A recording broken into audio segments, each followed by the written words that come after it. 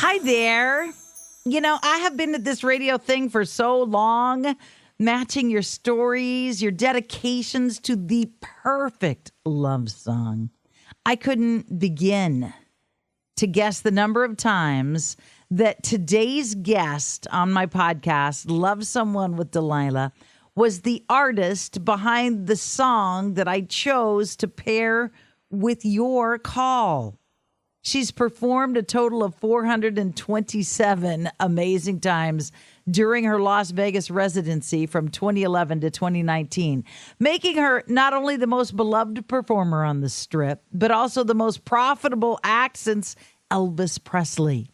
And late last year, she released her 12th English studio album, because she has some in French, but 12th studio album entitled Courage, and launched her Courage World Tour, which will continue through 2020 in North America, the UK, and Europe. Courage. Courage. Such a fitting title to a beautiful new album. Many of the tracks speak to where she is in life right now. A widowed mother of 3 growing boys who is learning to navigate life without her partner, her husband, the love of her life, no longer by her side, but forever in her heart.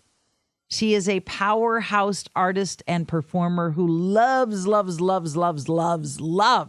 you've ever seen her in concert, you know this is true. She loves entertaining her fans. She's also an advocate for children who require special care. But before I get her on the phone lines, I'm going to take a few minutes to tell you about the sponsor that makes this podcast possible, my good friends at the Home Depot.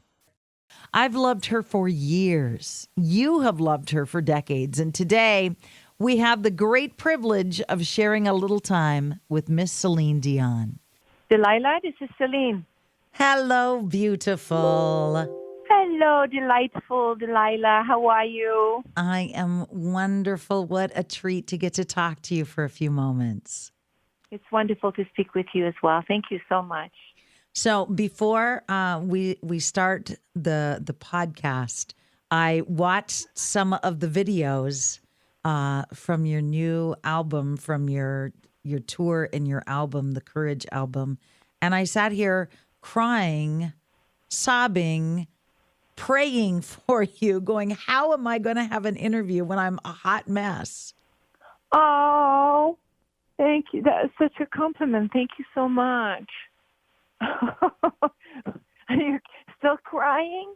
I tried to pull myself together, and then I looked at the tour dates and saw that the day you're in my area, it would be my son's 21st birthday.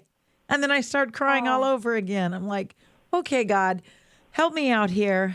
I'm sorry. The video that you did, that you released, the Courage video, wow.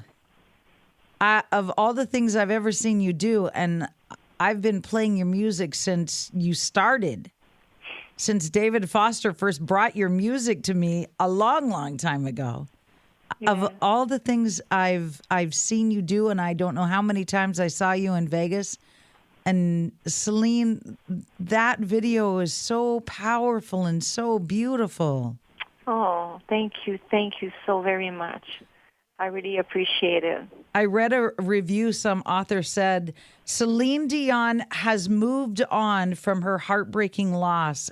And I want to call this person and say, you don't move on when you lose the person that is your world. You never move on. You learn to coexist with the pain, but you don't move on. Well, I think you move on in a way that you try to live with them differently. You don't move on.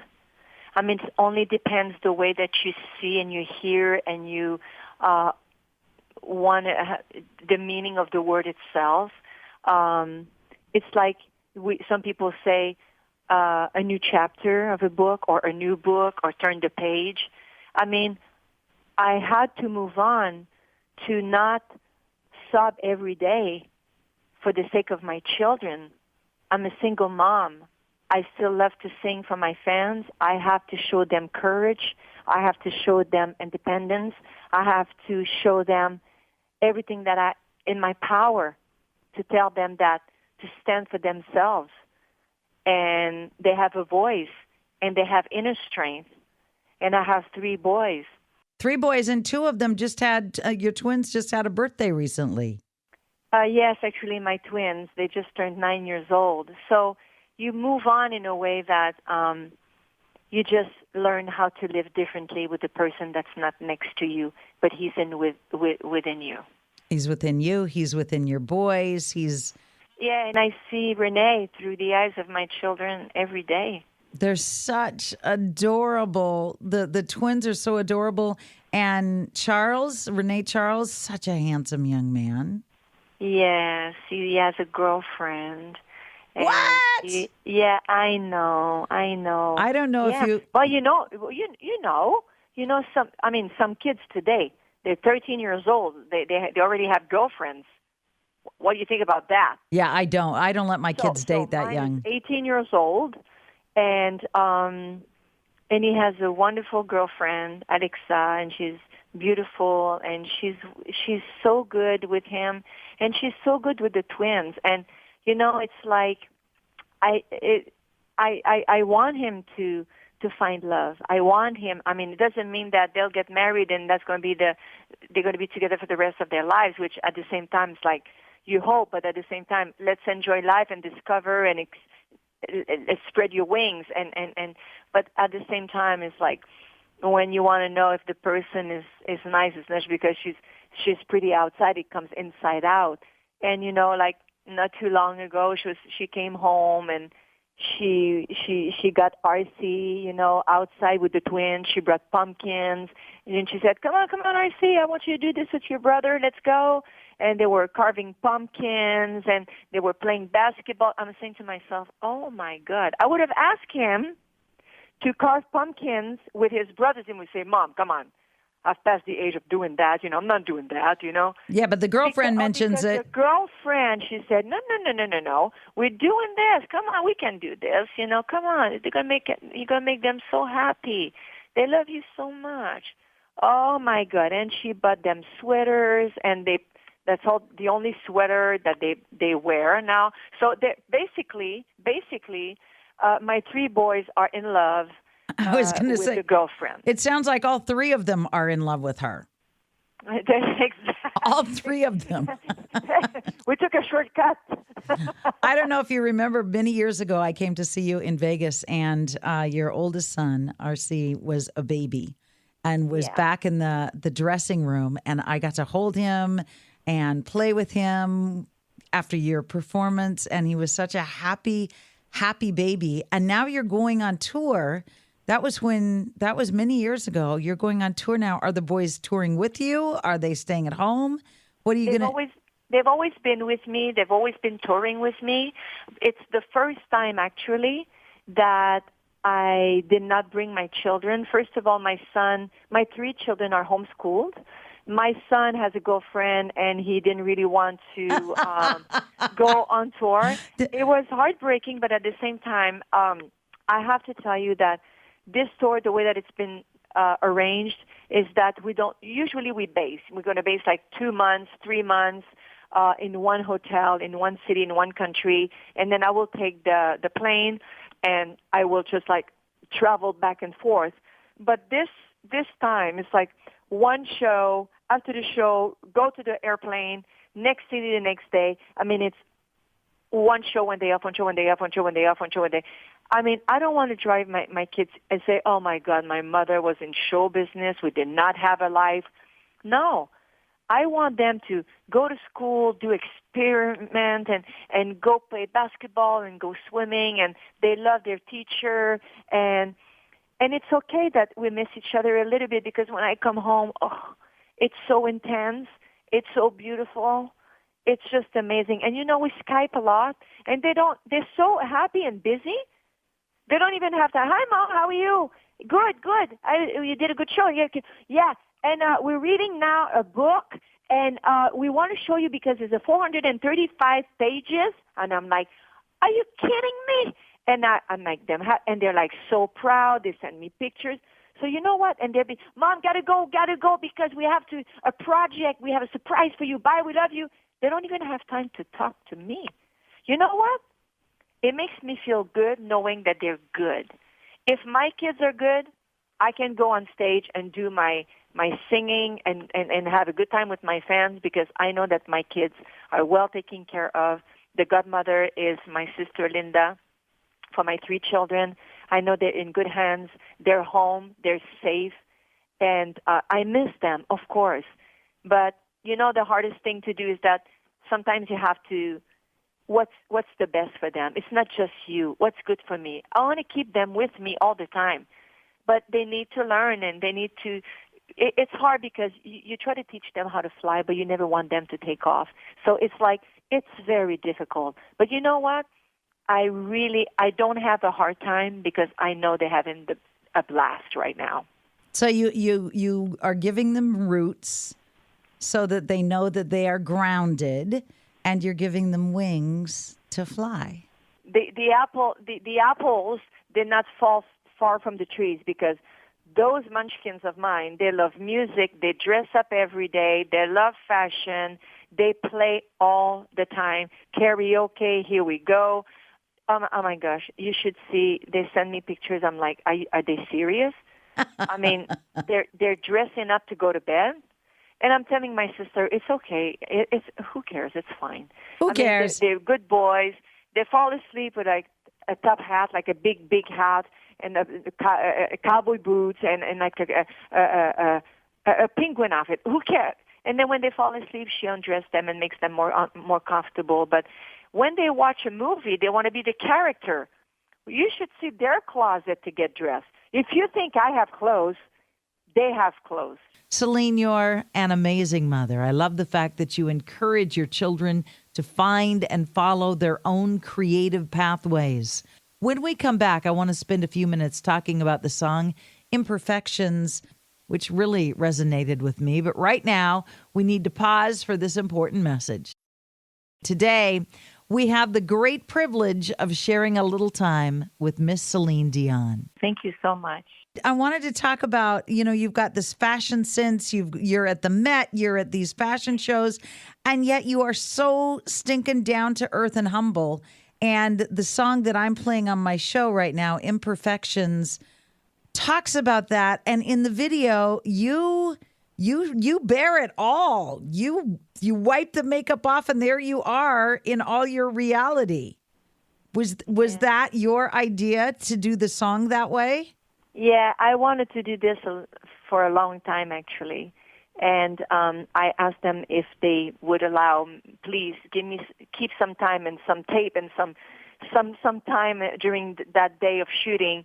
I really want to, because we all have imperfections. Nobody's perfect in this world. And for me, is that because I love fashion so much, because I borrow characters when I'm on stage and I pretend that I'm like this and that, and with the songs that I'm singing, and we're playing, we're doing music. I mean, I'm doing this professionally, but I don't take myself seriously. I'm having a good time. I'm playing. But when I wanted also that message that everyone has imperfections, but the imperfections, you have to kind of feel, to accept that, because nobody is perfect. And for me, it's that, okay, I should have done that at 25. Well, what is it going to be proven what? Okay, that's fine. But it's happening now, and I really wanted to do it, and it was the right timing, the right song, and nobody's perfect, and I wanted to have a message for the women who maybe some of them have a hard time to accept that they're a little like this, or they're aging, or whatever they feel, sometimes not very self-esteem about themselves. And knowing that nobody's perfect, you have to love yourself the way you are. And I'm not against people who go and want to try to fix. some with whatever things there is out there, to go to doctors and fix things if it makes them feel better. And I encourage that, and that's fine. But it's also okay that time, our youth, was great. And also, at my age, is wonderful because it brings you knowledge and because I have children. And it will keep going. And I will have more to show. And I will have more things to discover. But I wanted the women to know that, hey, we all have our imperfections. But are they really imperfections? No, it is who you are. I love the line, I've got my own set of scars to hide. And I think all of us have those emotional scars that we try to hide from our childhood or from mistakes we've made or from abandonment or from grief. But it seems like in this tour and these songs that I'm listening to, you're not hiding those scars. You're sharing them and saying, it's okay. We're all in this together. It's okay.